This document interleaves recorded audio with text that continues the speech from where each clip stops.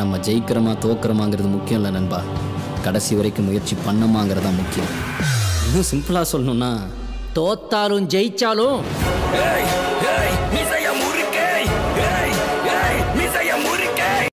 Hello guys, இப்போதைக்கு ரீசெண்டாக Marvel சைட்லேருந்து என்ன அப்டேட்லாம் கிடச்சிருக்கு அப்படிங்கிற மொத்த மேட்ரையும் இந்த வீடியோவில் பார்த்துடலாம். அதாவது மார்வல் நியூஸ் தான் இந்த வீடியோவில் பார்க்க போகிறோம். ஸோ இப்போதைக்கு பார்த்தீங்கன்னா ரீசெண்டாக வந்து மார்வல் சைடில் அப்டேட் அவங்க கொஞ்சம் கம்மியாக தான் விட்டுருக்காங்க. பட் கிடச்சிருக்கிறது எல்லாமே தரமாக தான் இருக்குது. அதில் ஃபஸ்ட்டு பார்க்க போகிறது ஸ்பைடர்மேன் 4ஓட அஃபிஷியல் டைட்டில் அனௌன்ஸ்மெண்ட் தான். இந்த படத்துக்கு பிராண்ட் நியூ டே அப்படிங்கிற இந்த ஒரு டைட்டில் வச்சுருக்காங்க. ஸோ இப்போதைக்கு பார்த்தீங்கன்னா 2026 இந்த படம் ரிலீஸ் ஆக போகுது அப்படிங்கிற இந்த மேட்ரி அவங்க கன்ஃபார்ம் பண்ணிட்டாங்க. ஸோ இந்த படத்தோட ஷூட்டிங்லாம் பார்த்தீங்கன்னா குடிசீர் ஆரம்பிச்சிடும். அதுக்கடுத்து இந்த படத்தை தொடர்ந்து நமக்கு நிறையா அப்டேட்ஸ் கிடைக்க வாய்ப்பு நிறையவே இருக்குது. அதையும் தாண்டி இப்போதைக்கு பார்த்தீங்கன்னா இந்த படத்துக்கு ஒரு 30-50 வயசு இருக்க ஒரு ஏஷியன் ஆக்டர் அவங்க கேஸ்ட் பண்ணுறதுக்கு தேடிட்டு இருக்காங்க சொல்லிட்டு இருந்தாங்க. ஆல்ரெடி பார்த்தீங்கன்னா இதே ஏஜ் கேப்பில் ஒரு ஃபீமேல் கேஸ்டிங்கை தேடிருந்தாங்க. பட் இப்போதைக்கு பார்த்தீங்கன்னா ஒரு மேல் கேஸ்டிங் தேடுறாங்க. இதை பார்க்குறப்ப மேபி பார்த்தீங்கன்னா இந்த மேல் கேஸ்டிங் வந்து அவங்க தேடுறது நம்ம மிஸ்டர் நெகட்டிவ் ரோலுக்கு இருக்க வாய்ப்பு நிறைய இருக்குன்னு தோணுது. ஏன்னா ஆல்ரெடி பார்த்தீங்கன்னா இந்த படத்தில் மிஸ்டர் நெகட்டிவ் வர்றதுக்கு வாய்ப்பு இருக்குங்கிற மாதிரி ஒரு லீக் போயிட்டு இருந்தது. அதுக்கேற்ற மாதிரி மேபி பார்த்தீங்கன்னா இந்த படத்தில் மிஸ்டர் நெகட்டிவ் வரலாம். அவர் வந்தால் கண்டிப்பாக தரமாக இருக்கும். ஆல்ரெடி பார்த்தீங்கன்னா ஸ்பைடர்மேன் 1 and 2ல் மிஸ்டர் நெகட்டிவ் அப்படிங்கிற இந்த கேரக்டருக்கு ஒரு பக்கவான ரைட்டிங்ஸ் கொடுத்துருப்பாங்க.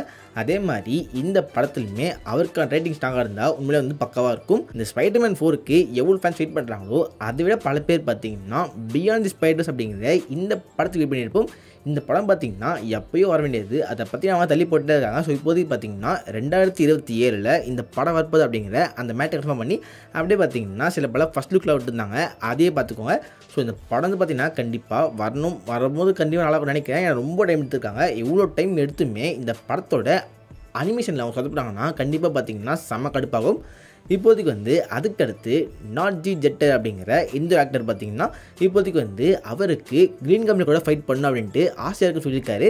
யார் இவருக்கு இப்போதைக்கு காப்ளின் கூட ஃபைட் பண்ணணும்னு சொல்கிறாரு நினச்சிங்கன்னா இவர் தான் பார்த்தீங்கன்னா இப்போதைக்கு ஸ்பைடர்மேனோட கேம் வந்திருக்குல்ல, அந்த கேமில் இருக்க மைல்ஸ் மொரால்ஸ்க்கு வாய்ஸ் ஆக்டராக இருக்கார்.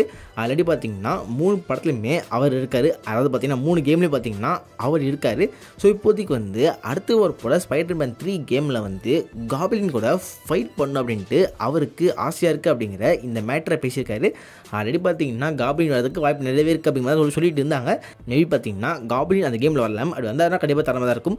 பட் என்ன அந்த கேம் வந்து இப்போதைக்கு எப்போ ரிலீஸ் ஆகும் அப்படிங்கிற மேட்டர் அவங்க சொல்லவே இல்லை. அவங்க இதுக்கு அடுத்து அதை அனௌன்ஸ் பண்ணி அந்த கேமோட வேலையெல்லாம் முடிச்சு அவங்க பிளேஸ்டேஷன் ரிலீஸ் பண்ணி அதுக்கடுத்து அதை பிசிக்கு போர்ட் பண்ணி நான் ஆடுறதுக்குள்ளே போதும் ஆகிடும்.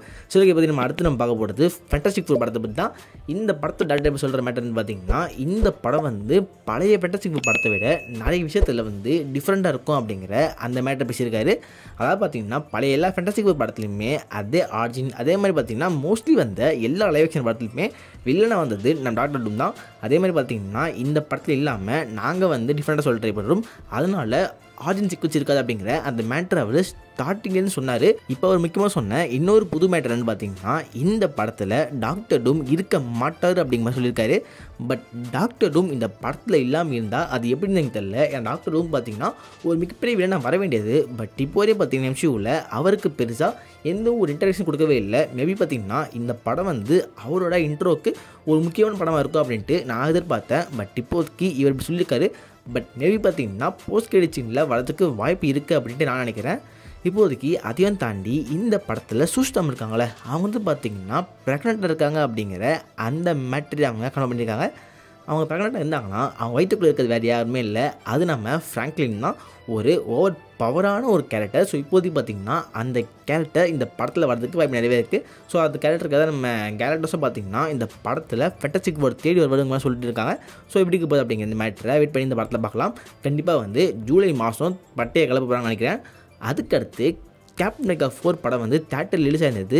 அந்த சமயத்தில் அந்த படத்தை நீங்கள் பார்க்காம ரிலீஸ் பண்ணியிருந்தீங்கன்னா இப்போதைக்கு ஏப்ரல் 15 அதாவது பார்த்தீங்கன்னா நாளன்னைக்கு இந்த படம் வந்து டிஜிட்டல் ரிலீஸ் ஆக போகுது. அதுக்கடுத்து பார்த்தீங்கன்னா மார்வல் வந்து போன வாரத்தில் திடீர்னு ஒரு வீடியோ விட்டுருந்தாங்க. அந்த வீடியோ பார்த்தீங்கன்னா 8.5 மணி நேரத்துக்கு மேலே இருக்குது. அவ்வளோ நேரம் ஃபுல்லாகவே பார்த்தீங்கன்னா உள்வரின் இருக்கார்ல அவர் வந்து மூச்சு விட்டுட்டு இருக்காரு. அதையே பார்த்தீங்கன்னா ஒரு 8 ஹவருக்கு வந்து ஒரு வீடியோ போட்டிருக்காங்க. அந்த இடத்துல ஹியூ ஜாக்மேன் உல்வரின் தான் இருந்தார். ஸோ இப்போதைக்கு பார்த்தீங்கன்னா இதை வச்சு காட்டுறப்ப மேபி வந்து இவர் டூம்ஸ்டில் வருவாங்க வந்து சிம்பிளாக சொல்கிறதுக்காக வச்சாங்களா அப்படின்னா பார்த்தீங்கன்னா ஃபேன்ஸ் வந்து பல இடத்துல பல மேட்டர் பேசுகிறாங்க. பட் இதில் எது உண்மை அப்படிங்கிறது கண்டிப்பாக வந்து மார்வல் ஆஃபீஸர் சொன்னால் மட்டும் தான் நமக்கு தெரியும். ஆனால் இப்போதைக்கு பார்த்தீங்கன்னா 8 ஹவருக்கு உல்வரின் மூச்சு விடுறதுக்கு ஒரு வீடியோ இருக்குது. உங்களுக்கு இன்ட்ரெஸ்ட் இருந்தால் அதில் பாருங்கள். ஸோ அதுக்கு பார்த்தீங்கன்னா நம்ம சானிங் டட்டம் அப்படிங்கிற இந்த ஆக்டர் தான் பார்த்தீங்கன்னா எம்சியூவில் கேமிட்டாக ப்ளே பண்ணியிருக்காரு. அவர் நம்ம ஆல்ரெடி இப்போதைக்கு டெட்புல் அண்ட் உல்வரின் அப்படிங்கிற அந்த படத்தில் பார்த்துருந்தோம். அந்த படத்தோட டெல்டன் சீனில் பார்த்தீங்கன்னா அவரை வந்து வாய்ட்லேருந்து காப்பாற்றுற மாதிரி சீக்கிரம் காமிச்சிருந்தாங்க.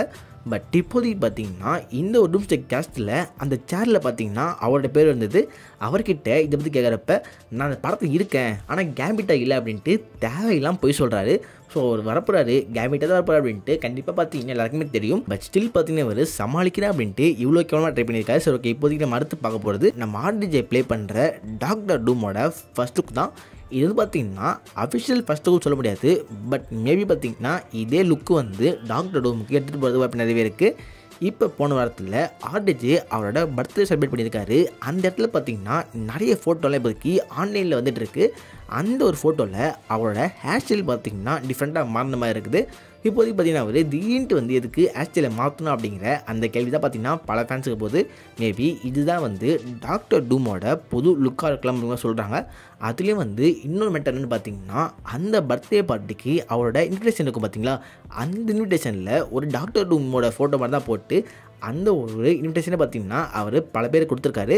பட் அந்த ஃபோட்டோவில் இப்போதைக்கு பல பேர் சொல்கிற ஒரு மிகப்பெரிய மைனஸ் என்னன்னு பார்த்தீங்கன்னா அந்த ஃபோட்டோவில் இருக்க அந்த ஒரு ஹெல்மெட் தான். அதாவது பார்த்தீங்கன்னா அந்த மாஸ்க் இருக்குல்ல, அந்த மாஸ்கே வந்து ஆர்டிஜோட ஃபேஸ்லேயே மாதிரி இருக்குது. அதாவது மாஸ்க்கும் தனியாக கொடுக்காம ஆர்டிஜோட மூஞ்சியே பார்த்தீங்கன்னா அவருக்கு ஒரு மாஸ்க்காக மாற்றி கொடுத்த மாதிரி அந்த ஒரு ஃபோட்டோ இருந்தது. இதை பார்க்குறப்ப நிறைய பேர் பார்த்தீங்கன்னா அதை கொஞ்சம் ஆக்டிவாக சொல்கிறாங்க.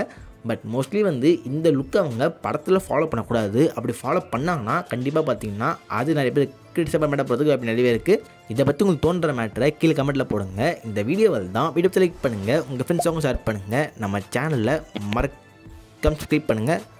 Okay, good bye.